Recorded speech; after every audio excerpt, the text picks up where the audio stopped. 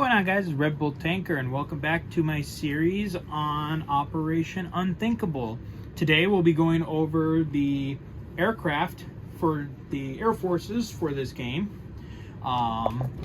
So basically you have 4 aircraft in this game. You have your fighters, you have what are called advanced fighters, or I just say jets, your tactical bombers, though in the rules they just call them bombers.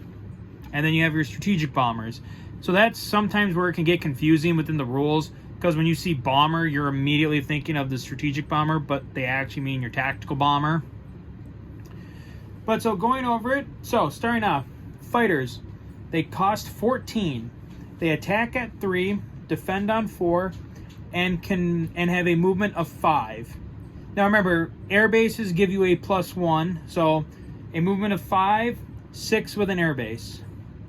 Jets, or advanced fighters, they cost 18, attack on a 4, defend on a 5, and can move 6, 7 with an air base. So jets are very nice to have, at least on the defense, because you're rolling a 5 or less. So your odds of hitting on the defense with a jet are very good. All right, your bomber or tactical bombers, they're worth 16 IPC. They attack at a 4, defend at a 3, and they also can move 6 or 7 with an air base. And then finally, you have your strategic bomber, which costs 20 IPC, attacks on a 4, defends at a 2, and can move 7 or 8 with an air base. Now, going over some of the aircraft rules. So like I explained in the facilities turn, your fighters, jets, and tacticals can scramble from an air base. Up to 3 units can scramble from an air base into an adjacent zone that is being attacked. So like when you look at the map here, I mean, it's kind of, it's heavily laden. But so if you kind of look up here, you can see that Paris has an air base and Reims has an air base. Now, say the Soviets launched an attack into Marseille, you could scramble aircraft from 3 aircraft from Paris and 3 aircraft from Reims to fight the enemy air forces that are coming into Marseille. Now, that's the big thing about scrambling. When they talk about scrambling to a zone that's being attacked, you're scrambling to fight the enemy air force that is accompanying the attack. If there's no enemy air force, then you can't scramble to the fight. But so when you scramble, it still follows the Axis and Allies rules for scrambling. So you have your fighters and your tacticals the scramble is 1 round, just like in Axis and Allies. You have your fighters and your tacticals that hit on a 1, and your jets that hit on a 2. Your bomber, if you have any strategic bombers, they do not have any, they have no defense value, they have no roll value in a scramble. Even if, say, you are an attacker and the defender scrambles, your bomber doesn't have any, your bomber has no value in the scramble portion, though it can still be targeted for death if the enemy has enough aircraft to wipe out any escorting fighters that you may have. And then once the 1 round of combat is over, the scrambled fighters go back to the air base from which they came, and then any attacking aircraft that survive go into the attack onto the ground. So there's that. And I mean, one of the things too that you could, if you kind of look at Europe, especially so around West Germany, you have an air base in Reims, an air base in Belgium, and an air base in Holland. So that right there is 9 aircraft that you could scramble against an enemy attack in West Germany, depending how many aircraft the Russians were to push in. And in a perfect world, if the Allies have also taken Berlin and have aircraft in Berlin, they could scramble aircraft from Berlin, which means you could, if the Allies had a large enough air force, they could scramble up to 12 aircraft for combat. And on top of that, just kind of going over scramble, you can also scramble off of aircraft carriers as well. So if there was an aircraft carrier in C-Zone 8, you could scramble those 2 aircraft off the carrier to join the battle too. So the Allies can, depending how big of an air force they build, they can definitely scramble a lot to any kind of air battle for one round. So that's always something for the Soviets that they need to keep in mind, is that when they go on the offensive in some places, they're going to want to have a lot of aircraft on standby for to fend off any scramble made by the Allies. Okay, and then let's see here. So then we'll go over real quick. So now we'll go over strategic bombing rating. It's very much like Axis and Allies itself, where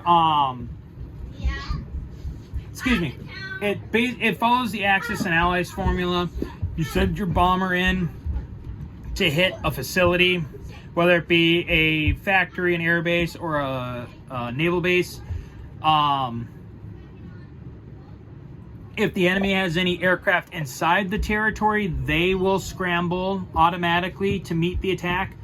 And again, the ally, you can also scramble from neighboring territories as well. So again, if the Soviets were going to launch a strategic bombing raid against the naval base here in Marseille, and the Allies had aircraft in Paris and Reims, they could scramble to fight in the battle, fight in the air battle over Marseille as well. And just like Axis and Allies, again with scramble, it's only one round, and then after the round is over, the aircraft go back. Facilities then get to fire. The targeted facility gets to fire its one inherent AAA, and then if it misses, then the bomber will roll 2d6 dice, and then whatever the result of the 2d6s is, then that's how much the facility is damaged for. Now, there is a second type of strategic bombing raid in this game, and that involves the use of nuclear weapons, or at least atomic bombs. Now, a strategic bomb, I call it a strategic nuclear bombing raid. It basically goes the same. The start of it goes exactly the same way. So basically, to launch a nuclear attack, you have to have an atomic bomb, and your bomber has to start from an air base.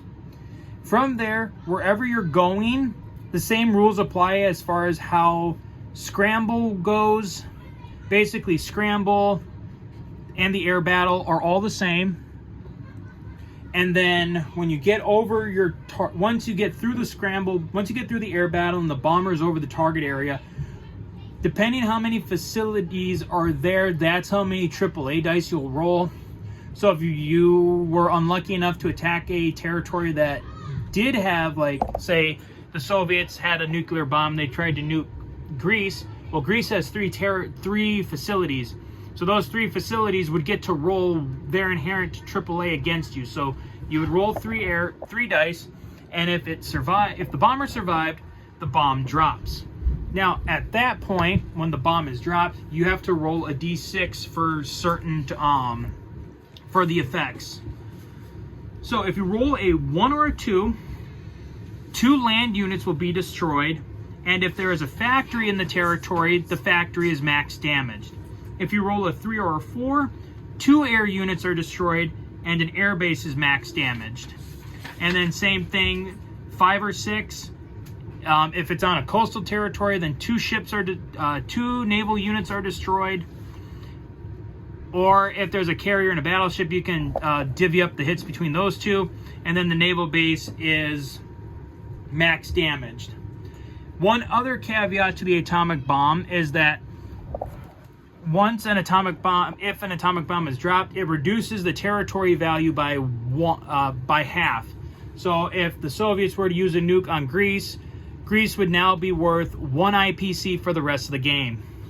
Now, say the Allies did like Yugoslavia. Well, Yugoslavia is only worth 3. So, and you can't have a territory being worth 1.5. So what it ends up being is that it will only be reduced by 1, because you round down from the half. So half of 3 is 1.5. You'll round down to 1, which means one IPC is taken off the territory, so then Yugoslavia will be worth 2. Just double checking here. Yeah, so that's pretty much it. That's pretty much the aircraft for this game. So that'll be it for our discussion on the air units, and we will now, and then we'll see you guys next time for when we talk about the naval units. So until then, guys, as always, take care.